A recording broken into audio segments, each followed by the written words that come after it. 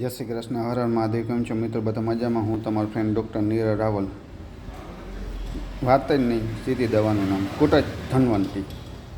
કુટજ ધન્વંતી જેમાં ઉપયોગ આવે શું છે? બેસ્ટ રિઝલ્ટ છે.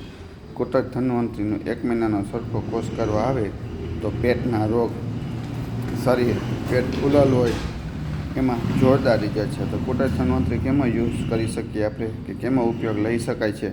કુટજ ધન્વંતરી મરડો, જૂનો મરડો, અનાજ પચવું નહીં, બરાબર, પેટ વજનવાર થઈ જાય છે, પાચન શક્તિ નબળી હોય એની માટે મરડો છે કે જેને જઈમાં સીધું અનાજ ના પચે એટલે સીધું ટોયલેટ જવું પડે, સંડાસ જવું પડે, બરાબર છે. જેવું કંઈ ખાઈ પીએ એટલે સીધું સંડાસ જાય છે, ટોયલેટ જવું પડે છે, પાણી કે ગરમ કંઈક પીવા જાય છે તો જવું પડે. ને જૂનો મળ હોય છે, બરાબર છે, પેટ સરખું સાફ ના આવે છે, જાય તોય શું કહેવાય, ના કઠણ ઉતરે ના ઢીલું ઉતરે, એવું બધું થાય છે. પેટ વજનવાળું લાગી જાય છે, જઈમાં પછી સીધું પ્રેશર આવી જાય છે, એને મરડો કહેવાય છે. પછી ઝાડા હોય, ઘણી વાર અતિશય ઝાડા થઈ જતા હોય છે, કે કંઈ પણ ખાતા પીતા હોય છે, દવા લે છે, અંદર ઘણી વખત સાહેબ ડૉક્ટર એમ કહેતા હોય છે ઇન્ફેક્શન થઈ ગયું છે, બેક્ટેરિયા વધી ગયા, એના પણ આ જોરદાર રીઝલ્ટ છે. તો મિત્રો કુટજ ધન્વંતરી, બરાબર, મેડિકલ સ્ટોરમાં કહેશો કુટજ ધન્વંતી એટલે બધા તમને આપી દેશે. ઘણી ફાર્માની આવે છે, સારી ફાર્માની લેવાની છે. આપણે કંઈ એનું પ્રમોશન કરતા નથી, આપણે કોઈ સગા નથી થતા, એટલે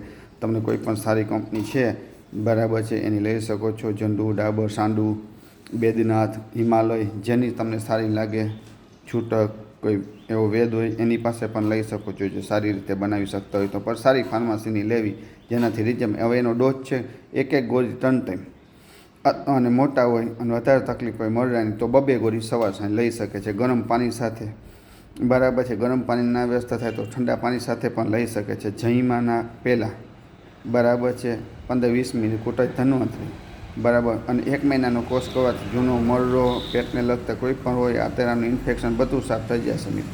તો વિડીયો સારો લાગ્યો હોય તો લાઈક, શેર અને સબસ્ક્રાઈબ કરજો, અને આવો પ્રેમ દેતા રહેજો. Thank you. પ્લીઝ સબસ્ક્રાઈબ કરો અને બીજાને પણ હેલ્પફુલ થાય એની માટે શેર કરો.